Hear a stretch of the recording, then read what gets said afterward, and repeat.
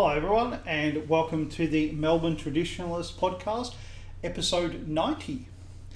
I'm Mark Moncrief from Upon Hope and I have with me today Mark Richardson from Oz Conservative. How are you? Hi, yeah, I'm the other Mark. It's good to be back again. I'm well, thank you. How are you? Yeah, I'm not too bad. Episode 90. Well, you're past the 87 cricket Devils number, aren't you? So you're on the way to the century now. So That's right. Yes. I think that's where we want to end up. On a century. Yes. And then retire with glory. I don't know if we'll retire. We'll go for our second century. Stay at the crease. Yes. Yep. Now we're going to talk today about education. Yeah. So I should. Now, before you start, Yeah. You're actually a teacher, I am. and I trained as a teacher. Yeah. So we've both got practical experience in the classroom and the theory of modern education. And like many people, we find it very defective. Yes. That's right. It also interests me as well. It's not just that there are things wrong with it, which are there are some things wrong with it which are very, very simple to explain. But I also find the larger trends within education and how schools are modelled to be really interesting. Mm-hmm. And if we have time, I'd love to talk as well a little bit about what a traditionalist alternative. No, sorry, I'm afraid we're out of time. Oh, Thank you damn. for tuning in. Oh, this clock watching. Yeah, so let me talk very quickly about the defective bit. I mean, if the school I've taught at is run for a long time was run on very simple lines, which was a fairly traditional. A number of students would come in as a class, would learn a number of different subjects. So that was part of it, and part of the aim was to prepare them for the workforce. But the passion for most teachers, not most teachers actually, but the core group of teachers, was the idea that white men are bad, and if you knock them on the head, you will get a society which is no longer oppressive and unjust. And that really was, I'm not saying it was equally the case at every school, but at my school that was pretty much the basis for educating the students. And, it would just be threaded throughout the curriculum. So students might be asked to write a sonnet on racism if they were studying, poetry, for instance. And it just the kind of books that were selected to read in English classes. You'd walk along a corridor. In one room there'd be a speech by Martin Luther King. In another room there'd be a book about the Holocaust. So there was the common thread was always something bad that some white men had done that was oppressive and racist and the rest of it, or sexist. But that's really a very easy thing to run through. I think what interests me more is the more subtle ways that education is changing, or has changed during the course of my career. And it's a little bit hard to explain, but to me it's a more managerial approach to education. Mm-hmm. I'd use that term, managerial. And it's a very horizontal structure, which means it's not... there's no hierarchy to it at all. It's levelled. Now, sorry, talking about your career, are we talking about 25 or 30 years? 20. 20 years. Oh, all right. Yep. All right. I thought you were a little bit younger when you got into so I teaching. did some other things before teaching, but it's at least 20. I haven't thought about that lately, actually, but roughly 20. But, long enough to get a grasp on what ways things are heading. In fact, when I was at university, they said that if you don't like education, just wait 20 years, because everything operates on a 20-year cycle. Yeah, things do cycle around. That's true, actually. But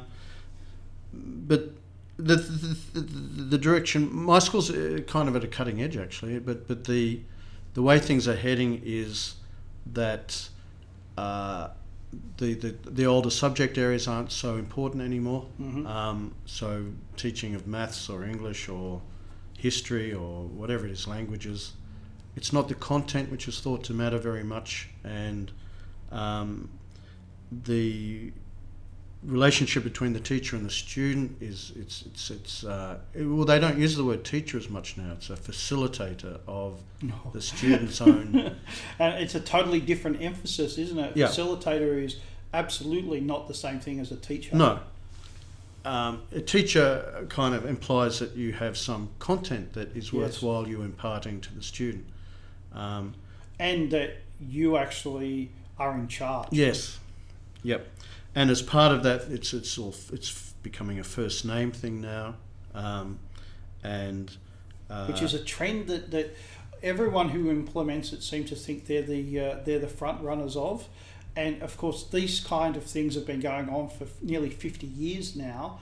And at every time that I have encountered it as a student, as a teacher, the students reject it.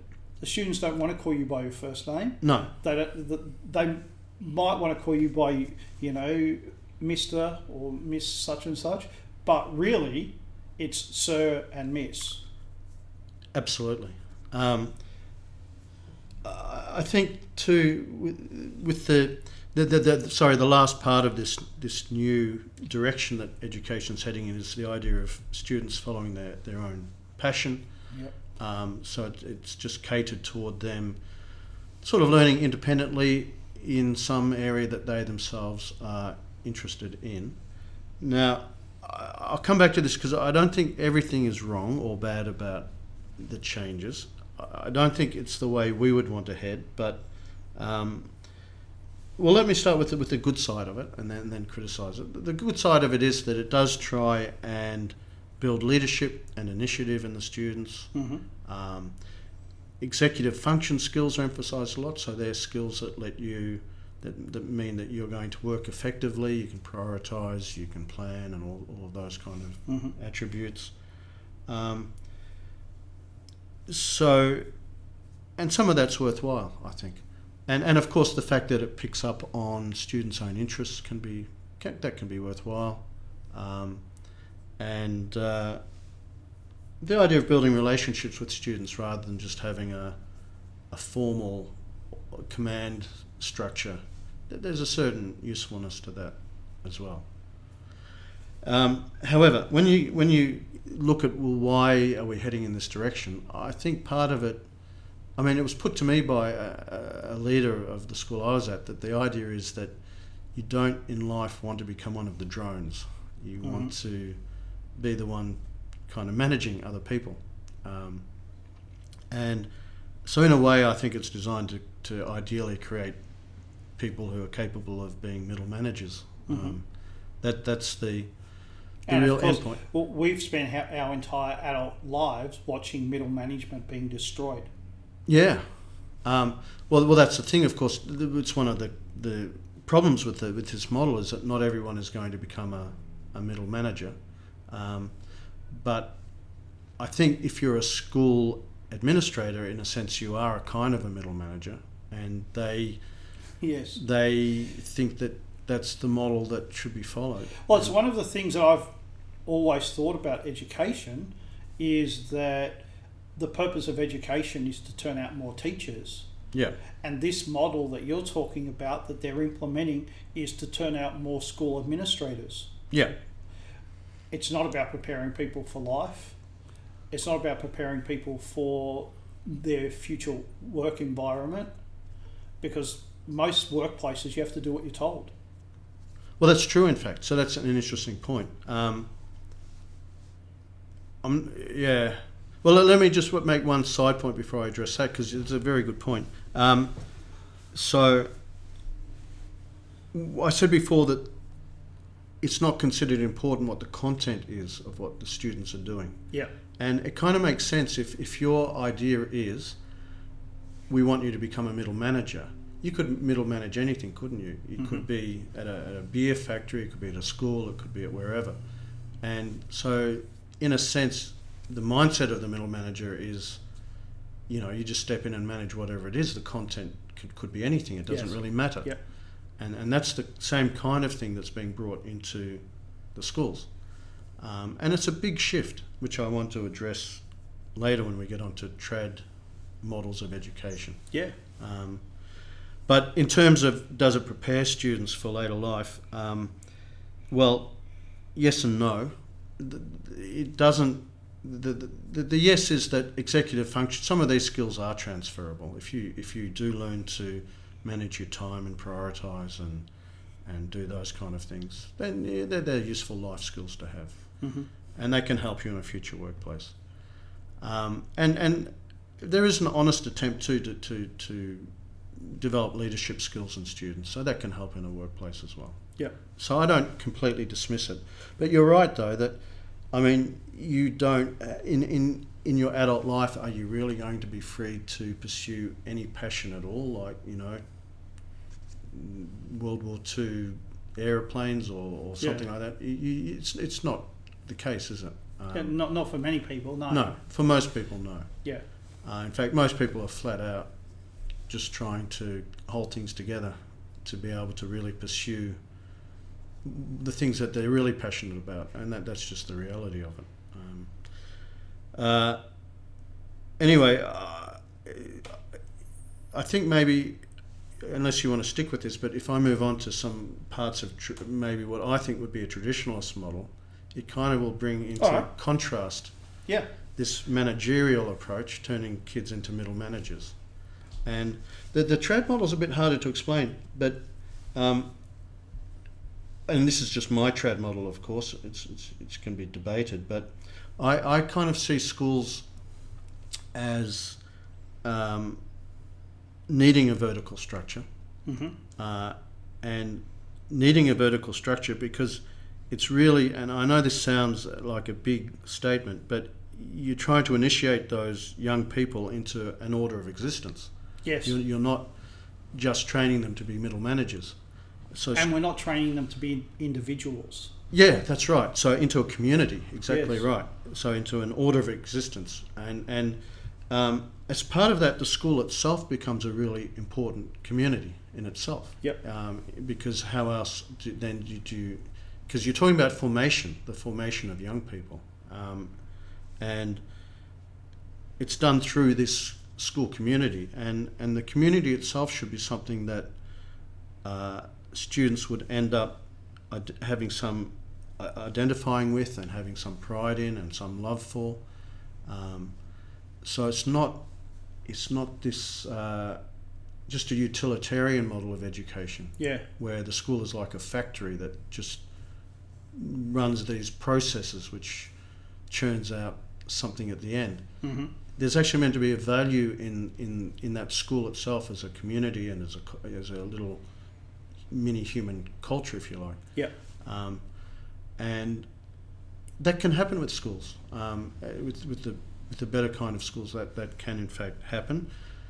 It probably means that schools should be mostly independent, because if they're run just along the lines of a government fiat, it tends not to work out that way. Well, I think rather than independent, they should be community schools. Yeah. So they should be responsive to the community. Exactly. And there should be a certain minimum that all schools have to meet, or at least aim for. But the actual education should be up to the local community and what they desire. Yep. No, Even I agree if that with wasn't strictly traditionalist. Yeah, it should be a local thing, and as part of it's important to bring it back to the local community, because if you want a society where people take responsibility as part of their commitment to their community, so commitment to the polis, then this is part of doing that. That is a really important part of overseeing that local school.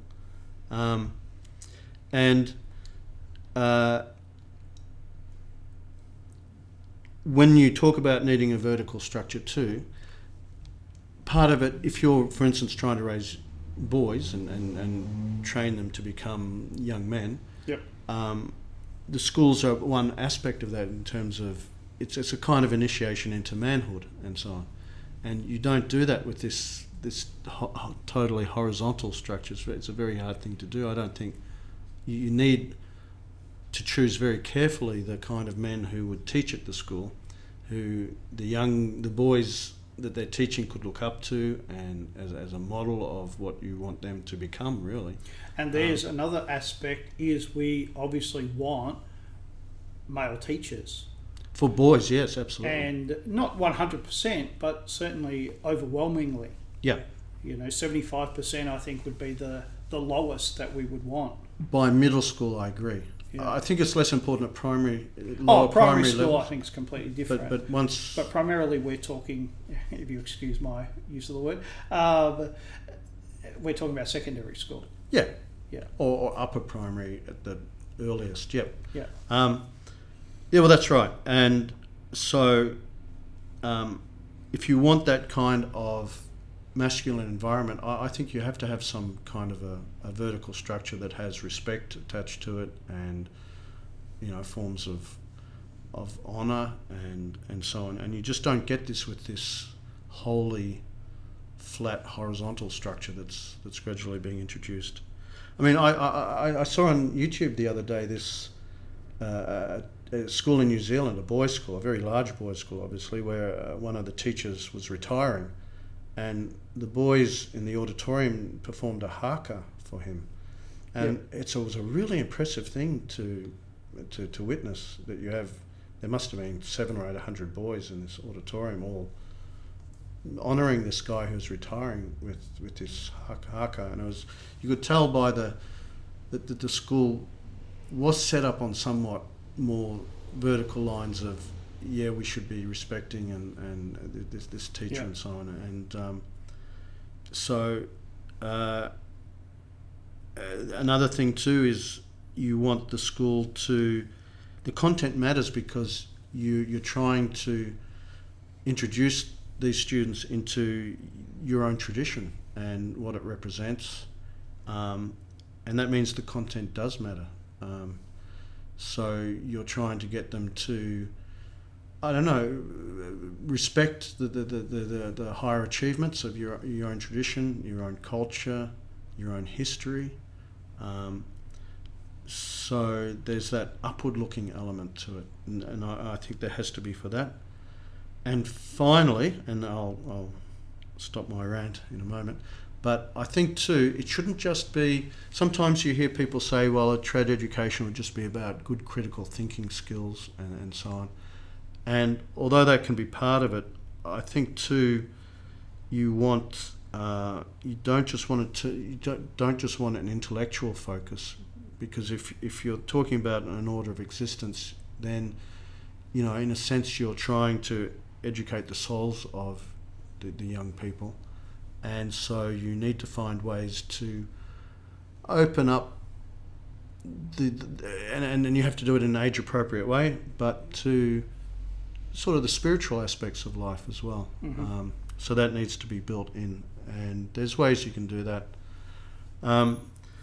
So for all of those reasons, I think the way that the education is trending now, it, if anything, is heading a bit further away from what we would ideally want in our own schools. Oh, certainly.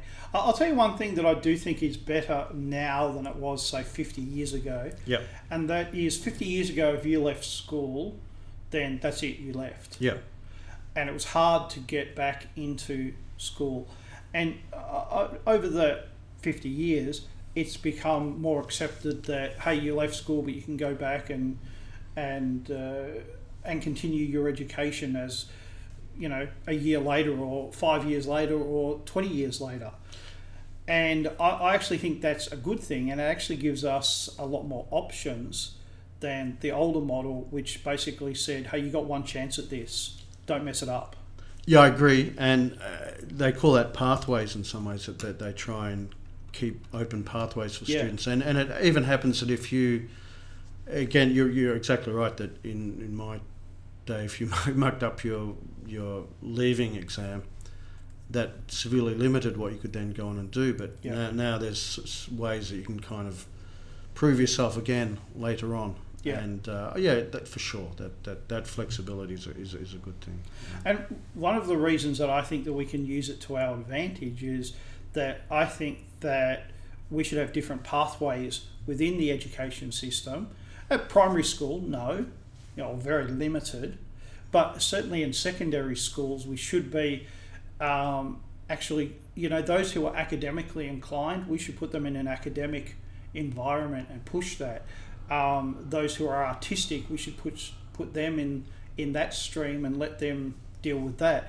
It's not that they're not going to have English and maths and the basics.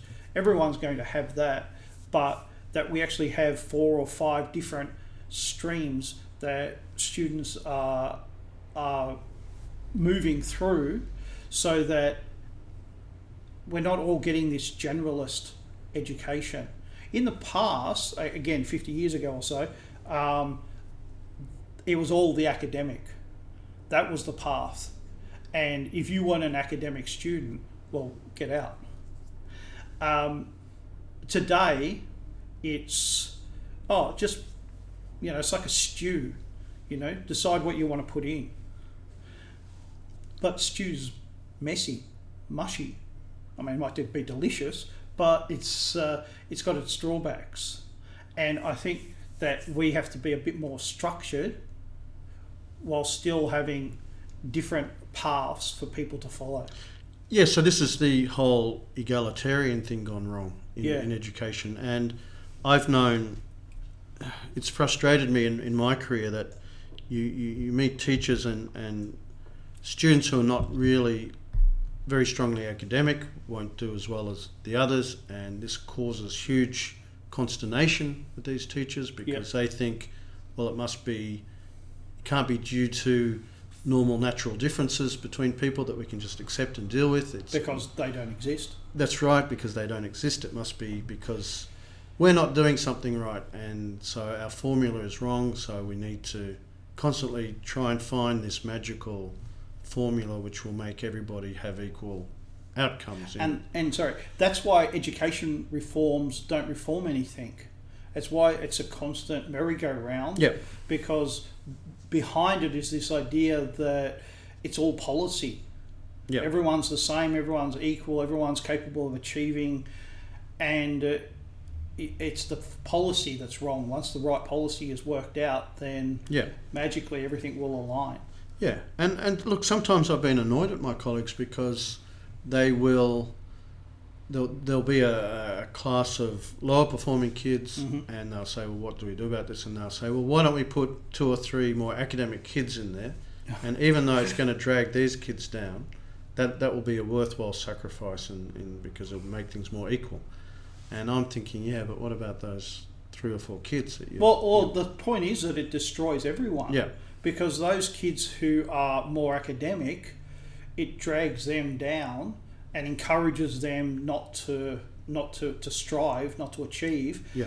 And also it leads to a bad atmosphere for those kids who are not so academically inclined, because they're like, why am I being forced to do this hard work? Yeah. And by hard I mean work that they probably shouldn't be involved in. Yeah. And they should probably be concentrating on something else. Absolutely. And so you made a very good point before that you do need at some point to stream kids according to interests and abilities of different things.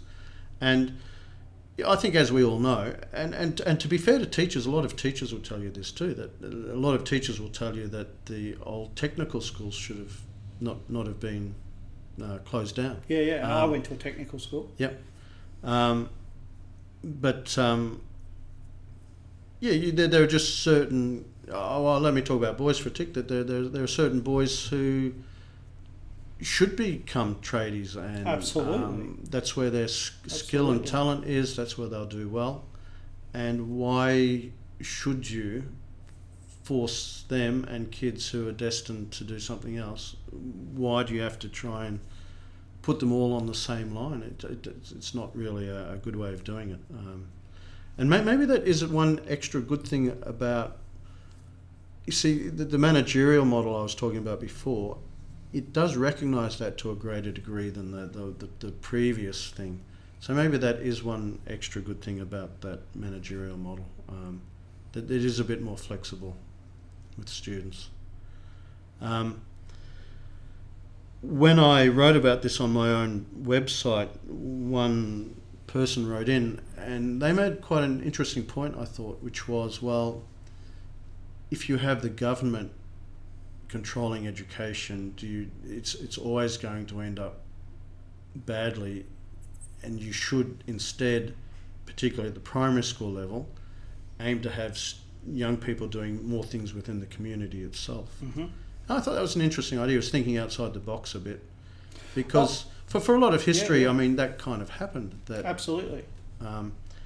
I did come up with some possible objections, but I'll let you. Were you about to? Well, I was going to say I very much approve of that. I think that's a major problem with our education system, and it has been since the 1870s, is that education is separate from the community. And, it depends on an individual teacher.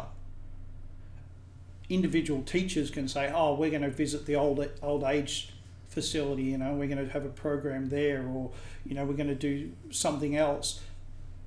But it's not part of the education system. No. And schools actually don't encourage it. And one thing that's always annoyed me is you're a student in a school and there's a career advisor, and you go to them and you say, oh, I'd like a hairdressing apprentice. And they say, oh, well, this is how you apply for one. Why can't they contact people? Yeah. Why don't they have the ability to do that? Why is it that there's actually a block between school and education? Why can't the school actually be the one who helps and has those contacts in the community? Yeah. And, a lot of people look at you like, well, what? No, it's totally separate. But it's not. They're connected. Yeah. Well, it's interesting, though, this new model actually does try and make some of those links to the community. Whether that will happen successfully or not, I'm not sure.